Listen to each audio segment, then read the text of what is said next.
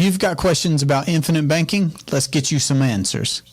Hello and welcome to the Durham Talents channel. My name is Jesse Durham. For today's installation in our Q&A series, I'm going to be fielding questions about whole life insurance, infinite banking, and if you have some, feel free to put them in the comments section below. Otherwise, I hope that you enjoy. Alfred asks, who controls this? That's the essence of the question as it was presented to me. Who controls this? Now, again, when I'm answering these questions, we're protecting people's identity, but I want to address these questions that I get from various places, whether it's online, social media, in person, submitted to me. I want to address these for the benefit of everyone, and we've created a bank of these, so you can feel free to check out other episodes of our Q&A series, of course, or any other relevant topics that I have in different series, whether it's our general episodes, our ENCYCLOMEDIA series, getting lots of good review and feedback from clients on that one, etc. But Alfred asks, who controls this? Now, when he's saying this, he's saying everything. Right now, there's a big difference between the process of banking, and that's one aspect of control that I'd like to address. The other is the ideal product, which is the whole life policy that's been properly structured for banking purposes from a mutual company that pays a dividend. That's the product. So there's the product and the process. Who controls the product? You. There's going to be an owner. That policy is a private asset. It's a private piece of property. It's a contract. It's a policy. You own that. So you control that. And it has a cash value. That's what we're going to leverage for the banking purpose. That's the capital that we can have access to leverage for the banking purpose in our life. And that leads us to the process. So who does control the process of banking in your life as it is now before implementing infinite banking? The commercial banks do. We deposit all of our money there. Banks are making bank on the money that we're depositing in the banks by making loans. And then, of course, we use whatever from our checking or savings accounts that we're doing in our lifestyle. So that money flows through our hands, and we don't typically keep any of it because we don't own that business. We're not controlling that process, that financing, that banking. Banking is just a function. It's a process. It exists, and we're not controlling it for ourselves, which therefore means we're not profiting from the banking function in our lives. Once you realize that everything is finance, everything, educations, cars, appliances, vacations, businesses, etc., everything is financed. And conventionally, we're either using credit or cash to pay for those things, but we're not banking. We're not the ones controlling and profiting over that finance function in our lives. And with infinite banking, we are. We're the ones who own the product, own the entity, and then we're controlling and profiting from the process of banking in our lives. So the answer is you can. Alfonso asks, how long has your company been in business? So I've had my license. I've been a licensed insurance agent in my home state of North Carolina since 2019. So for a few years now, I've professionally been helping folks do what for the first few years, since I learned about infinite banking, becoming your own banker, as described in R. Nelson Nash's book, Becoming Your Own Banker, because that's all I was for a few years, was just a consumer. And I was actively sharing with friends and family members, hey, you need to be doing this for yourself, because we were implementing that process in our own lives, paying off debts, financing family vacations, ultimately making some real estate deals, all different kinds of things by becoming our own banker. But in 2019, I got my license and became a licensed agent. And I do this one thing. I'm a licensed life insurance agent. And I work with multiple companies. That's gonna get here in just a second. That's actually another question. But I'm just doing this one thing of teaching folks that they can control and profit from the banking function in their lives. And I'm a licensed insurance agent. I work all across the country now. I'm in 32 states. At the time of this recording, I'm licensed in 32 states that I've done business in. But I've been professionally helping folks since 2019 myself as a licensed insurance agent. I'm also a coach with the agency The Cash Compound with some of my buddies, Jeremiah and Jonah Dew, that I've been friends with for longer than I've been doing infinite banking. Actually, the same year that I met Jonah and Jadu was the same year, but I actually knew them before implementing infinite banking. I started learning about infinite banking later in 2015. But that's a bit about me, both as a consumer and just implementing infinite banking in my private life, and then also now professionally. Terrence asks, does my beneficiary get the cash value and the death benefit? This is a question that I have addressed before, I'm sure. It's also one that I've particularly addressed, and I'd have to look up the episode. But if you are hearing what the financial gurus and entertainers, of course, are propagating online, that, well, with whole life insurance, the insurance company only pays the death benefit and they're keeping the cash value, I need to just tell you which episode that is that I've covered on our Myths, Mysteries, and Misconceptions series. I've covered that particular myth, and it is an error and a misunderstanding about how death benefits, cash values, premiums, and whole life insurance works. Cash value and you only get the death benefit. Okay, so it's the very first one. It's the very first episode in our Myths, Mysteries, and Misconceptions playlist that I addressed that misconception that the insurance company only pays your beneficiary the death benefit and keeps the cash value. It's a great question. It's a relevant question. It's one that's asked often, and I don't mind answering it often. But again, I like recording it here for others to be able to reference in perpetuity. So a policy is a contract. You have picked a premium amount that you want to pay, and you've virtually shaken hands, right? And said, yes, I agree to pay this amount of premium. And what it has bought for you, it's a death benefit and cash value. All are relationships of this contract. All are aspects of this contract. There's a guaranteed death benefit. There's a guaranteed access to capital via policy loans because this contract is a valuable piece of private property. That value is expressed in the cash value, and that cash value is something that you can leverage. So in a sentence, the cash value is the net representation today of that future greater death benefit amount. So when you pass, not if, when you pass, the insurance company is guaranteeing to pay that income tax-free windfall to your heirs or beneficiaries, whoever you designate. And because they're guaranteeing that far greater number in the future relative to the premiums that you are paying, that contract has a net value today because it's a valuable piece of property. It is an asset. So those two are related to each other. They're not separate. The cash value is a net representation of that death benefit today. In real estate, I like using this analogy.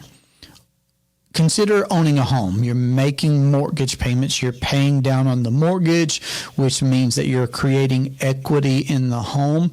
Now, equity in the home is very different from what you get from a sale price. If you sell the home, you get an amount of money from that payout, yes? Do you then also, once you have sold the home and get paid for that, go to the bank and say, well, hey, but where's my equity? Aren't you going to pay me my equity also? What are you talking about? They're going to look at you so that's crazy talk, because the equity was just the net representation that day of what you had access to virtually, right? So even if it's not a perfect example, I believe that you can understand with that realistic example of a home and a mortgage and equity and a sale price of what that relationship looks like. And a whole life insurance policy guarantees the death benefit will pay out to your heirs and beneficiaries. And the cash value is simply the net representation today of that future greater amount. And we love that because that can be a significant cash value that you can leverage for the purpose of banking in your life. which is this whole concept here of becoming your own banker, implementing infinite banking for the purpose of controlling and profiting over the banking function in your life. So it's a good question, Terrence. I'm glad that it was asked, and here we can answer it for everybody.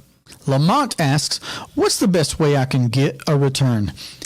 Again, this is another one of those common questions where folks are wanting to know about rate of return or return on investment. So let's start right there. That's actually another episode that we've covered on our Myths, Mysteries, and Misconceptions playlist. Let me go ahead and get you a reference right here. So the Myths, Mysteries, and Misconceptions, episode number 4, is where I clarify how whole life insurance is not an investment at all. So this language of returns, return on investment or rate of return, that's tied to investing.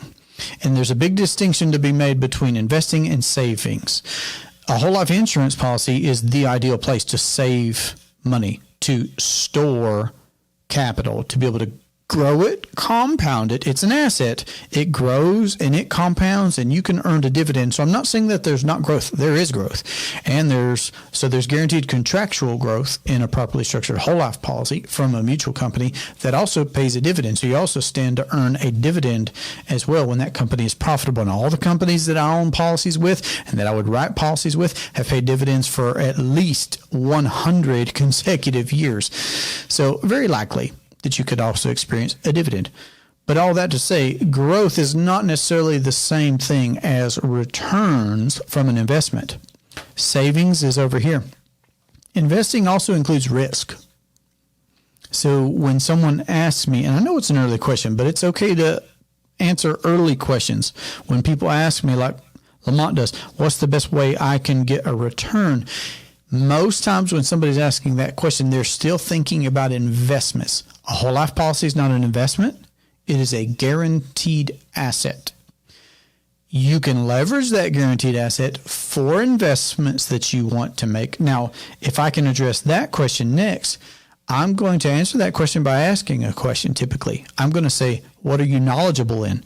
Where do you have experience? What are you perhaps already doing that you could just then step into the financing role of that business? If you're a sole proprietor, if you're already working for yourself, doing some trade, providing some service, what is it that you're already doing? Okay, we know what that is.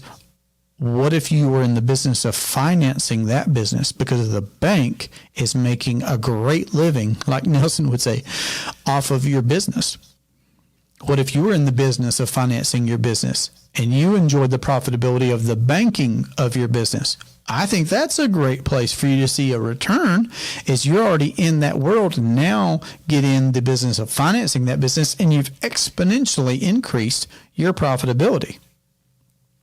And even if you just look at infinite banking and truly vet this concept for yourself, Nelson says that the average American is paying 34.5% in interest alone. What if you could keep some of that? What if you could keep all of that?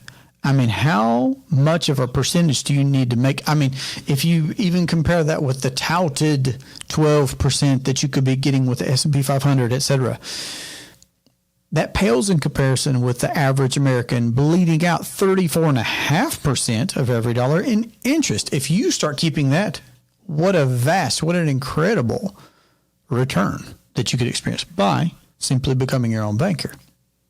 Natasha asks, is there only one company you work with? No, I'm not a captive agent working just with one company. I personally own policies from multiple companies. I have the ones that I like. Most people do, as far as we don't have to just arbitrarily own policies from multiple companies. It's just happened that way over the course of time and me buying whole life insurance policies. But I do personally own policies from multiple companies. I am appointed with more than one insurance company, and for different reasons, someone may have policies from different companies. One easy example, simple example right off the top of my head is that based on state regulations, folks might get policies from one company, whereas they couldn't get policies from another company just because that insurance company may not do business in that particular state. And that's just one stark example that I can make, but there are many reasons why you would want a policy from one company versus another. But in the same breath, I want to say that these mutual life insurance companies that pay dividends, that are highly rated, that are perhaps even aware of and appreciate infinite banking are not hiding under rocks. We know who these companies are, and they are great companies to be able to work with. So the answer is no, I don't work with just one company, more than one. Ken asks, how many policies can you have? Great question, natural question. So you can have more than one policy that is on your life. So you can own more than one policy that is on your life where you are the insured. You can also own policies on other individuals. You could own a policy that's perhaps on a spouse or a child or a parent or a business partner. So you can own multiple policies, and those policies may be on you or they may be on someone else, but you can own multiple policies. And then my last question plays into the one we just answered, which is, George asks, can you only get policies on minor children? So the question was, can you get policies on children? And then subsequently, can you only get policies on minor children? So the answer there is no, you don't have to have policies only on minor children. You could own policies on adult children. Now, at the time of application, the insurance company may want that adult child to be getting the policy on themselves, but it's something that can be transferred. So that's something worth having a discussion about. And then on the other end of that spectrum, 2 weeks of age. When a child is 2 weeks of age, you can begin that application process and get a policy on a minor child. But no, a child doesn't have to be a minor child for you to have a policy on that child. And I know that this person is particularly asking the question because they are an uninsurable person, and that's worth addressing as well. So again, just like Nash covers in the book, just because you are medically or for whatever reason uninsurable doesn't mean that you can't be the owner of a policy. You just have to have insurable interest. You have to have a reason to have a policy that you own on someone else. I own policies on all three of our children. Of course, our children are minors, so I own those policies because they can't own the policies on themselves. But just because you are uninsurable doesn't mean that you can't own policies, and it doesn't mean that you can't